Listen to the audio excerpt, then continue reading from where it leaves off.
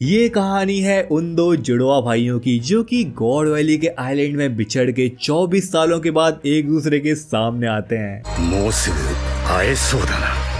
ルフィ。その海賊は生き別れた私の双子の弟だ。चैप्टर को स्टार्ट करते हैं जिसका टाइटल है ईडा सन, जिसके कवर पेज में हम नोजिको और गेन को देखते हैं जो कि एक छोटी सी बिल्ली को फिशिंग वाली बुक को पकड़ के भागते हुए देख रहे होते हैं। मानो भाई बिल्ली इसी को पढ़ के फिशिंग करने का प्लान कर रही हो। लेकिन वेल अभी स्टोरी के अंदर सीधा डीप डाइव करते हैं जहाँ पे गॉड वैली इंसिडेंट को बीते हुए 5 साल हो चुके हैं, यानी कि हम ये कहानी देख रहे हैं आज से 33 इयर्स पहले की, जहाँ पे हम काफी सारे लोगों को मॉर्गन के साथ इंटरव्यू देते हुए देख रहे होते हैं और काफी सारे लोगों को इम्पेल डाउन के प्रिजन के अंदर भी देख रहे होते हैं, जहाँ पे सब लोग एक ही चीज के बारे में बात कर रहे होते हैं। जहाँ पे बेसिकली बात चल रही होती है कैसे फॉग और मिस्ट के अंदर से एक काफी बड़ा सा शैडोई क्रिएचर निकल के आता है जो कि पायरेट शिप को टारगेट करता है और लिटरली उन लोगों को डिस्ट्रॉय कर देता है। जिसके बारे में सुन के काफी लोग सोचते हैं कि कहीं ये सारी जो चीजें वो फ्लोरियन ट्रायंगल के अंदर तो नहीं हुई, क्योंकि वहां पे भी लोगों ने काफी बार भाई बड़े बड़े शैडोई क्रिएचर्स को देखा है। लेकिन वह लोगों का तो कहना यही था कि ये चीज भाई फ्लोरियन ट्रायंगल के पास नहीं हुई, क्योंकि वो लोग तो वहाँ पे कभी गए नहीं है, बल्कि जिन लोगों ने उस मॉन्स्टर उस शैडो को देखा वो तो बिल्कुल एक ह्यूमन की तरह लग रहा था, लेकिन उसका साइज काफी ज्यादा बड़ा था। एंड ऐसे ही करके ये जो रूमर था वो धीरे धीरे करके पूरे ग्रैंड लाइन के अंदर फैलने लग गया कि शैडो के अंदर से लिटरली एक मॉन्स्टर निकल के आता है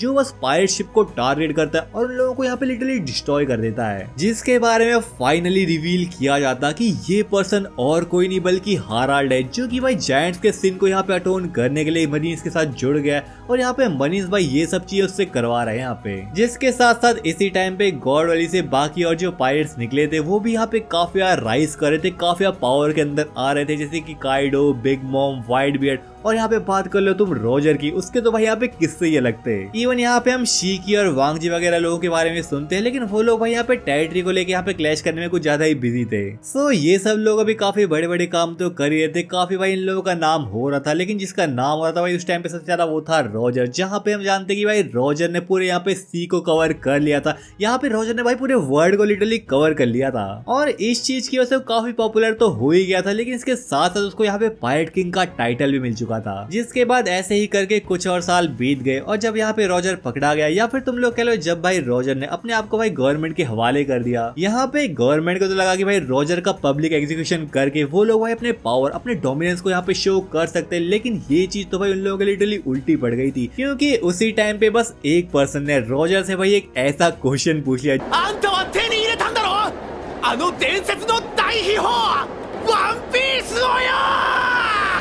जिसने भाई मानो गवर्नमेंट के पैरों के नीचे से भाई यहाँ पे जमीन खींच दी हो। एंड वेल ऐसे ही करके द ग्रेट पायरेट एरा की शुरुआत हुई, जहाँ पे हजारों लोग सी के सफर पे निकलने लगे, ना सिर्फ भाई वन पीस को खोजने के लिए बल्कि अपनी खुद की लेगेसी को बनाने के लिए, जिसकी वजह से गवर्नमेंट को पायरेट्स को कंट्रोल करने में काफी मुश्किल हो रही थी, क्योंकि इसके साथ साथ और भी वो काफी गंदे काम करते हैं, जैसे भाई कंट्रीज के अंदर फूड डालना, एक कंट्री को भाई डिस्ट्रॉय कर देना, कंट्री को भाई अपने कब्जे के अंदर लेना। जिस चीज को देखते हुए गवर्नमेंट ने ना सिर्फ हाराल्ड को बल्कि दुनिया भर से 10 और जायंट्स को इकट्ठा किया और उनको मरीन्स का सोल्जर्स बनाने के लिए यहाँ पे ट्रेन करने लग गए थे, ताकि ऑब्वियसली उन लोगों के पास कुछ ना कुछ स्ट्रेंथ तो हो भाई इतने बड़े ग्रेट पायरेट एरा को रोकने के लिए यार। एंड वेल रोजर की डेथ के बाद, यानी कि आज से 24 साल पहले, हाराल्ड को ऑफिशियली मेइजियोस के अंदर इनवाइट किया गया, जहाँ पे हाराल्ड गोरोसे से मिलता है और हम यहाँ पे देखते हैं कि हाराल्ड और गोरोसे के बीच में बात चल रही होती है। जिसके साथ साथ यहाँ पे हम ये भी देखते हैं कि हाराल्ड के हाथ में एक यहाँ पे टैटू को इनग्रेव कर दिया गया है, जहाँ पे ये टैटू बेसिकली एक सिंबल है कि यहाँ पे हाराल्ड भी गवर्नमेंट के कंट्रोल के अंदर आ चुका है, बेसिकली ईमू के कंट्रोल के अंदर आ चुका है, क्योंकि बिल्कुल ऐसे ही टैटू गॉड्स नाइट और मे भी यहाँ पे गोरोसे के हाथ में भी यहाँ पे इनग्रेव किए गए हो, जिसकी मदद से ईमू यहाँ पे उन लोगों को कंट्रोल कर सकता हो और अपनी पावर्स को शेयर कर सकता हो। जहाँ पे हमको एक्चुअली बताया जाता है कि ये जो टैटू है उनको 3 पार्ट्स के अंदर डिवाइड किया गया है और यहाँ पे सबसे लोएस्ट रैंक का टैटू यहाँ पे भी हाराल्ड को दिया गया है, जो कि है शैलो सी कॉन्ट्रैक्ट, और उसके बाद का जो लेवल है वो है डीप सी कॉन्ट्रैक्ट,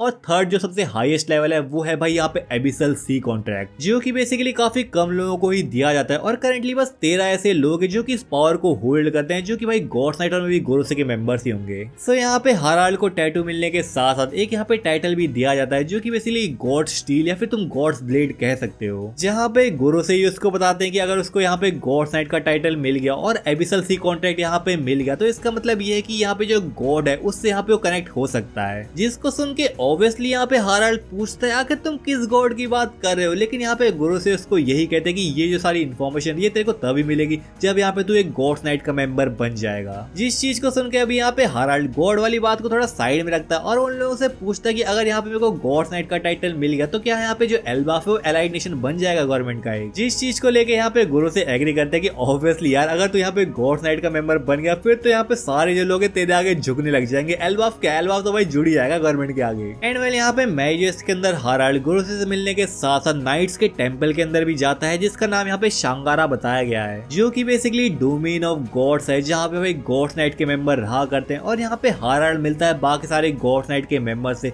बेसिकली यहाँ पे फिगारलैंड, गार्लिंग, शैमरॉक और यहाँ पे सॉमर्स को भी वो देखता है। जहाँ पे फिगारलैंड, गार्लिंग हाराल्ड को एक some kind of transponder snail देता है जिसके थ्रू वो काफी दूर से भी यहाँ पे कम्युनिकेशन कर सकते हैं। और इसके साथ साथ यहाँ पे वो हाराल्ड को वार्निंग भी देता है कि ये जो यहाँ पे सारी चीजें हुई है वो बाहर से कोई डिस्क्लोज बिल्कुल भी नहीं करनी है। एंड ऐसे ही करके 4 और साल बीत जाते हैं जहाँ पे हम आज से 20 साल पहले के फ्लैशबैक को ही देख रहे होते हैं और हम यहाँ पे देखते हैं रियुगु किंगडम यानी कि फिशमैन आइलैंड को, जहाँ पे हम देखते हैं हाराल्ड और नेपट्यून को दोनों यहाँ पे भाई साके पी के एंजॉय कर रहे हैं, आपस में बातचीत कर रहे हैं कि भाई हम दोनों की जो सिचुएशन है काफी यार सिमिलर है यार। जिसके साथ साथ यहाँ पे दोनों ही काफी एंजॉय कर रहे हैं। यहाँ पे दोनों भाई लोकी के बारे में बातचीत करेंगे कैसे लोकी काफी ट्रबल मेकर है, लेकिन यहाँ पे नेपट्यून उसको कहता है कि भाई तू भी यहाँ पे बचपन में कुछ कम नहीं था, तेरे भी जवानी के किस्से काफी सुने हैं मैंने। एंड हाराल्ड भी यहाँ पे हंसते हंसते काफी एंजॉय तो कर ही रहा है, वो भी कहता है कि भाई इतना मजा मुझे काफी टाइम बाद आ रहा है। जिसके साथ साथ यहाँ पे ये लोग ये भी बात करते हैं जहाँ पे नेपट्यून कहता है मेरी भाई काफी जल्दी एक बेटी बॉर्न होने वाली, तो क्यों ना यहाँ पे लोकी और यहाँ पे शिराओशी की शादी फिक्स कर दी जाए भाई।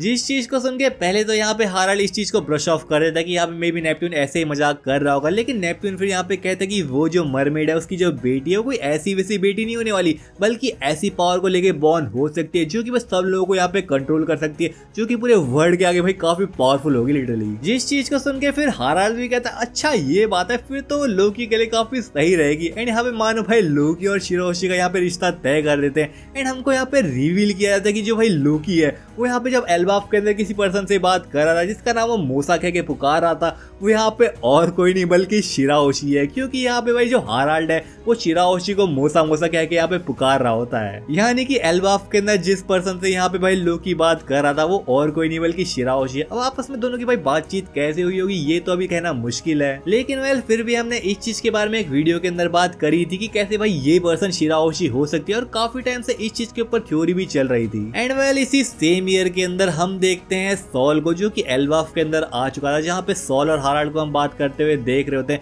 जहाँ पे बेसिकली हाराल्ड और सॉल बात कर रहे होते हैं कि कैसे यहाँ पे एल्बाफ के जायंट्स को पढ़ाया जा सकता है, जहाँ पे हाराल्ड सॉल से कहता है कि क्यों ना तो यहाँ पे एक स्कूल को ओपन कर। एंड वेल इस चीज को सुन के यहाँ पे सॉल भी एग्री करता है और क्योंकि वो ओहारा से काफी सारी बुक्स को यहाँ पे लेके तो आया था, उसको यहाँ पे एक लाइब्रेरी को क्रिएट करना ही था, तो यहाँ पे एक स्कूल को ओपन करना एक काफी अच्छा आइडिया हो सकता था। बट फिर अभी सीन चलता है आज से 15 साल पहले होली लैंड मैजियस के अंदर एक ऐसे इंसिडेंट की तरफ जिसने भाई लिटरली सब लोगों को यहाँ पे शॉक करके रख दिया था, क्योंकि आज से 15 साल पहले वो इंसिडेंट हुआ था जहाँ पे एक स्लेव ने भाई बाकी सारे स्लेव्स को यहाँ पे फ्री कर दिया था और लिटरली भाई होली लैंड मैजियस के अंदर आग लगा दी थी। जी हाँ, मैं बात कर रहा हूँ फिशर टाइगर इंसिडेंट की, जहाँ पे हम इसी सीन को देखते हैं कि भाई फिशर टाइगर सेल से आजाद होकर यहाँ पे सब लोगों को आजाद करने की कोशिश कर रहा है, लेकिन तभी यहाँ पे हम देखते हैं कि उसके रास्ते में एक पर्सन आ जाता है जिसको यहाँ पे भाई फिशर टाइगर भी नोटिस करता है और वो सोचता है कि भाई यहाँ पे उसके भागने का कोई भी रास्ता नहीं है, क्योंकि उसके सामने एक गॉड्स नाइट का मेंबर आ चुका है। जहाँ पे ये गॉड्स नाइट का मेंबर फिशर टाइगर के ऊपर अटैक करता भी है, लेकिन तभी यहाँ पे हम देखते हैं कि असल में इस पर्सन ने उसके ऊपर अटैक नहीं करा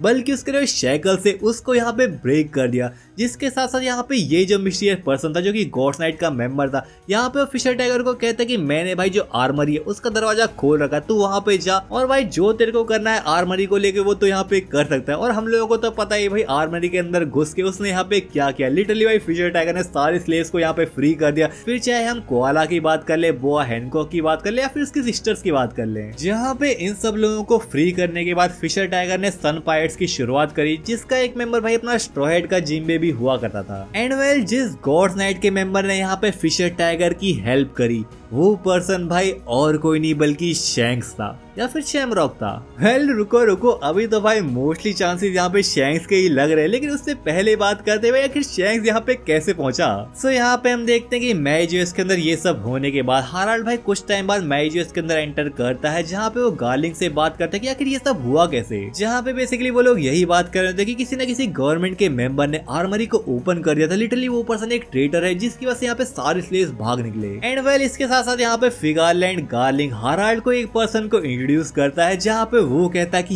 ये पर्सन भाई शैंक्स है, ये शैमरॉक का छोटा भाई है जो कि काफी टाइम पहले कुछ सर्कमस्टेंसेस की वजह से भाई बिछड़ चुके थे, जहाँ पे इसने काफी हार्डशिप झेले हैं क्योंकि ये सरफेस वर्ल्ड के अंदर रहा करता था। और अगर इसने यहाँ पे डीप सी कॉन्ट्रैक्ट को इनहेरिट कर लिया तो उसको लगता है कि यहाँ पे भाई ये काफी ग्रेट असेट बन सकता है इन लोगों के लिए। जहाँ पे फिगारलैंड गार्लिंग शैंक्स को ये कह के इंट्रोड्यूस कर रहा होता है कि ये बंदा भाई शैमरॉक के ऑन पार है, मतलब उसकी टक्कर का एकदम। बट अभी फिलहाल के लिए क्योंकि यहाँ पे शैंक्स नया नया ज्वाइन हुआ है तो यहाँ पे उसको भी भाई गॉड स्टील या फिर गॉड ब्लेड का ही टाइटल दिया गया है, जिसके साथ साथ शैंक्स के हाथ में भी उसी टैटू को इनग्रेव किया गया है जो कि हाराल्ड के हाथ में है, जिसको हमने कुछ टाइम पहले देखा भी था जब भाई शैंक्स एल्बाफ के अंदर आता है गवान से मिलने के लिए। बेसिकली आता तो यहाँ पे हाराल्ड से मिलने के लिए, लेकिन तब हम देखते हैं कि उसके हाथ में यही टैटू था। बट वेल अभी वापस से हम हाराल्ड की तरफ ही आते हैं, जहाँ पे हाराल्ड एक काफी अनयूजुअल सी चीज कहता है, जहाँ पे हाराल्ड कहता है कि मुझे माफ करना, ये चीज मैंने शैमरॉक से भी कही थी लेकिन मैं फिर से इस चीज को यहाँ पे दोहराना चाहूंगा, क्या मैंने तुझे कभी देखा है, क्या तू कभी मुझसे मिला है। अब वेल हम ये तो नहीं कह सकते कि आखिर हाराल्ड ने शैंक्स को कब देखा, मे भी तब देखा हो जब भाई शैंक्स रॉजर की शिप में काम किया करता था। बट वेल शैंक्स तो यहाँ पे लिटरली भाई एक सेलेस्टियल ड्रैगन वाले मूड में आ गया, जहाँ पे वो कहता है कि मुझे नहीं पता भाई, मैं तेरे को कभी देखा भी नहीं है, तू यहाँ पे बस एक जायंट कॉमनर है, मेरे लिए और कुछ नहीं है। सो यहाँ पे मेरे से ज्यादा चेप होने की जरूरत नहीं है, ज्यादा फेमिलियर होने की जरूरत नहीं, थोड़ा दूर हट मेरे से। मैं भाई काफी ब्लेस्ड हूँ कि मेरी वेन्स के अंदर फिगारलैंड का ब्लड बह रहा है, और ये चीज तो अपने दिमाग में डाल ले, तेरे से पहले मैं एक गॉड नाइट का मेंबर बन के रहूंगा। शैंक्स तो यार यहाँ पे लिटरली एक सेलेस्टियल ड्रैगन वाले मोड के अंदर यार यहाँ पे हाराल्ड की काफी बेइज्जती कर रहा होता है, जिस चीज को सुन के यहाँ पे हाराल्ड भी उससे माफी मांगता है। एंड वेल क्योंकि यहाँ पे हमने अभी बात कर ही लिया कि मे बी शैंक्स ही वो पर्सन हो सकता है जिसने भाई फिशर टाइगर को मे बी फ्री किया हो, क्योंकि इसके साथ साथ यहाँ पे हम शैंक्स को देखते हैं जिसकी भाई एक आंख पे यहाँ पे पट्टी बंधी होती है, जिसके पीछे का रीजन तो अभी यहाँ पे क्लियर नहीं किया गया। आखिर यहाँ पे शैंक्स की आई भाई इंजर्ड हुई कैसे, क्योंकि हम तो यही जानते हैं कि शैंक्स ने हमको यही बताया कि भाई उसकी जो आंख है उसको यहाँ पे ब्लैक बियर्ड ने इंजर्ड किया था। सो क्या अभी वो टाइम है जब भाई शैंक्स की आंख इंजर्ड हो चुकी थी? अभी भाई मुझे तो नहीं लगता कि ये वो टाइम है जब भाई ब्लैक बियर्ड ने शैंक्स की आई को इंजर्ड किया हो, और क्योंकि ये चीज आज से 15 साल पहले की, जहाँ पे शैंक्स ने भी अपने हाथ को भी नहीं गवाया, जहाँ पे वो लूफी से मिलने के बाद ही अपने हाथ को गवाता है, और उस टाइम पे भाई शैंक्स की आई पे कोई भी स्कार नहीं होता है। सो मे बी यहाँ पे ऐसा भी हो सकता है कि शैंक्स यहाँ पे दिखावा कर रहा हो कि उसने भाई यहाँ पे फिशर टाइगर या फिर बाकी सब लोगों को यहाँ पे रोकने की कोशिश करी हो, जिसकी वजह से यहाँ पे वो इंजर्ड हो गया हो। सो मुझे पता है मे बी भाई तुम लोगों में से किसी को भाई शैंक्स की थोड़ी फिक्र हो रही हो, उसके बारे में सोचो कि आखिर उसकी आंख इंजर्ड हुई तो हुई कैसे, लेकिन भाई तुमसे ज्यादा फिक्र तो यहाँ पे भाई शैंक्स के भाई शैमरॉक को है यार, क्योंकि यहाँ पे हम देखते हैं दोनों भाइयों को साथ में, जहाँ पे दोनों के पैनल को हमको दिखाया जाता है, जहाँ पे दोनों ने काफी सिमिलर टाइप की ड्रेस पहनी होती है एंड दोनों ही भाई काफी सेक्सी लग रहे हैं। और इस पैनल का भाई लिटरली जो ऑरा है, जो वाइब है ना यार, काफी सेक्सी भाई, जहाँ पे हम दोनों को ही काफी सेक्सी से सूट में देखते हैं, जहाँ पे शैंक्स और शैमरॉक आपस में बात कर रहे थे, जहाँ पे शैंक्स बेसिकली शैमरॉक से कहता है कि मुझे भाई होली लैंड को घुमा यार, होली लैंड के बारे में काफी नॉलेज चाहिए मुझे, जिसके साथ साथ शैंक्स यहाँ पे बात कर रहा होता है कि वो उस पर्सन को पकड़ के रहेगा जिसने भाई फिशर टाइगर की यहाँ से भागने में हेल्प करी हो। बट वेल अपने शैंक्स के बड़े भैया, भाई बड़े भैया ही कह लो, क्योंकि यहाँ पे हमको शैंक्स को छोटा भाई कह के इंट्रोड्यूस किया गया। हाँ, हालांकि दोनों ट्विंस तो हैं यार। सो यहाँ पे हम देखते हैं कि अपने बड़े भैया शैमरॉक शैंक्स की थोड़ी चिंता करते हैं और उससे कहते हैं कि अरे यार शैंक्स थोड़ा ठंड पा, तू मेरा छोटा भाई यार, अपने आप को हील तो कर ले, अपनी आंख को सही कर ले, उसके बाद इस चीज को देख लियो यार। जिसके साथ साथ यहाँ पे शैंक्स ये भी बात करते हैं कि कैसे उसने जो 24 साल भाई सरफेस वर्ल्ड के अंदर काटे हैं, उसको यहाँ पे लगता था कि वो वहाँ पे बिलोंग करता ही नहीं है, वो वहाँ पे लिटरली सब चीजों को हेट करता है, काफी गुस्से में भाई इस चीजों को यहाँ पे डिक्लेयर कर रहा होता है शैंक्स। एंड वेल ये जो शैंक्स और शैमरॉक की मीटिंग थी, शैंक्स का भाई होली लैंड मैजियस के अंदर जाना, इससे भाई काफी चीजों को यहाँ पे कनेक्ट कर दिया है भाई। यहाँ पे फिशर टाइगर का भगाना, बोआ हैनकॉक का भागना, यहाँ पे भाई सन पायरेट्स की शुरुआत होना, और ना जाने भाई क्या क्या चेन ऑफ इवेंट्स को यहाँ पे ट्रिगर कर दिया है भाई, जिसके बारे में और काफी माल मसाला भाई हम लोगों को धीरे धीरे मिलते रहेगा। और अगर तुम लोगों को ये चीजें देखनी भाई, वीडियो को लाइक कर दो, चैनल को सब्सक्राइब करना बिल्कुल मत भूलना यार। बट वेल अभी हम चलते हैं एल्बाफ की तरफ, जहाँ पे हम देखते हैं ईडा को, जो कि भाई यहाँ पे काफी बीमार लग रही होती है, जिसकी यहाँ पे हालत बिल्कुल भी सही नहीं है। यहाँ पे भाई धीरे धीरे करके उसकी हालत बिगड़ती जा रही है। यहाँ पे कुछ लोग कहते हैं कि क्यों ना यहाँ पे हाराल्ड को इन्फॉर्म करे, लेकिन यहाँ पे ईडा उस लोगों को मना कर देती है कि यहाँ पे हाराल्ड को इन्फॉर्म करना भी बिल्कुल भी फायदेमंद नहीं है, क्योंकि हाराल्ड भाई अपनी चीजों को यहाँ पे फिक्स करने की कोशिश कर रहा है। एल्बा को भाई उसकी जगह दिलाने की कोशिश करता है, उसको यहाँ पे डिस्टर्ब बिल्कुल भी मत करो। इवन यहाँ पे हम लोकी को भी देखते हैं जो कि एक काफी बड़ी सी बुल को पकड़ के लाया होता है और यहाँ पे कह रहा होता है कि इस बुल को भाई पकाओ, यहाँ पे ईडा को खिलाओ, वो यहाँ पे ठीक हो जाएगी। मैं भी यहाँ पे केयर करने की शो करने की कोशिश कर रहा हूँ मैं भी यहाँ पे लोगी भाई। जिसके साथ साथ हम ये भी जानते हैं कि हाजुद्दीन भाई यहाँ पे एल्बाफ के अंदर नहीं है क्योंकि वो ईडा के लिए एक डॉक्टर को खोजने के लिए बाहर सी के सफर पे निकला हुआ है। एंड वेल इसी बीच जब लोकी एक दिन एल्बाफ के अल्कोहल विलेज के अंदर जाता है जो कि बेसिकली उसकी मदर जो एस्ट्रेड है उसका यहाँ पे होम टाउन हुआ करता है, तो यहाँ पे वो कुछ लोगों से सुनता है जो कि बेसिकली यहाँ पे बुढ़े लोग यहाँ पे उससे कह रहे थे कि जो ईडा है वो एक फॉरेन ब्लड की है, उसने यहाँ पे भाई क्वीन बनने का सोचा भी कैसे, जो एस्ट्रेड है वो यहाँ पे भाई रियल क्वीन थी और उसकी जो इनहेरिटेंस है, जो सारा यहाँ पे ट्रेजर है वो उन लोगों को यहाँ पे मिलना चाहिए, उसकी फैमिली को यहाँ पे मिलना चाहिए। और इस चीज को लेकर यहाँ पे वो लोकी को कन्विंस करने की भी कोशिश कर रहे थे, जहाँ पे वो लोग ये तक कहते कि हम लोगों ने भाई ईडा को एक पॉइजन दे दिया जिससे उसकी काफी जल्दी यहाँ पे डेथ हो जाएगी। जहाँ पे हम यही देखते कि ईडा की हालत भाई बद से बदतर हो चुके हैं, वो यहाँ पे अब बेड से भी नहीं हिल पा रही, जहाँ पे वो अपनी आखिरी सांसें मान वो ले रही होती है। इसके बावजूद भी यहाँ पे वो कहती कि मैंने भाई कभी लोकी और हाजुद्दीन के बीच में यहाँ पे कभी फर्क करा ही नहीं, जैसे हाजुद्दीन उसका बेटा है वैसे ही बिल्कुल लोकी को यहाँ पे सिमिलरली लव कर दिया है। एंड वेल इस मोमेंट पे जब यहाँ पे लोकी ने सुना कि ईडा को भाई इन लोगों ने पॉइजन दिया है, वो तो भाई यहाँ पे लिटरली इन लोगों के ऊपर चार्ज कर देता, पूरे अल्कोहल विलेज को भाई मानो यहाँ पे आग लगा देता, यहाँ पे सब लोगों को डिस्ट्रॉय कर देता और एक एक करके सब लोगों को यहाँ पे मार रहा है, पीट रहा है, उन लोगों को यहाँ पे गुद्दी पकड़ रखी और लोगों को यहाँ पे धमकी दे रहा है, उनसे पूछ रहा है क्या सच में यहाँ पे ईडा की डेथ हो जाएगी, क्या सच में तुम ईडा को यहाँ पे मारने की कोशिश कर रहे थे, मुझे बताओ तुम लोग। जहाँ पे एकदम रीच के अंदर आते हुए लोकी ने यहाँ पे सब चीजों को डिस्ट्रॉय कर दिया और इसके साथ वो एक चीज के बारे में सोच रहा होता है, जब भाई ईडा ने पहली बार यहाँ पे लोकी को इन्विटेशन दिया था कि क्यों ना भाई लोकी उन लोगों के साथ आके रहे और लोकी को भाई बिल्कुल अपने ही बेटे की तरह ट्रीट किया था, उसको काफी लव दिया था, इवन तो यहाँ पे लोकी उसको काफी हेट करता था, काफी बुरा भला उसके बारे में कहता था। जिस चीज को सोच के लोकी के यहाँ पे जो ट्रू इमोशंस थे वो सामने आते हैं, जहाँ पे लोकी कहता कि उसकी एस्टेड मदर है ही नहीं, उसकी एकमात्र जो मदर है वो और कोई नहीं बल्कि ईडा है। एंड वेल ऐसे ही करके चैप्टर एंड हो जाता है, जहाँ पे चैप्टर का एंड यार काफी इमोशनल हो गया यार। सो होप करता है तुम लोगों को वीडियो पसंद आई, अगर पसंद आई तुम लोगों को भाई पता ही है क्या करना है। मिलता हूँ भाई तुमसे अगली वीडियो के अंदर, तब तक के लिए सायोनारा।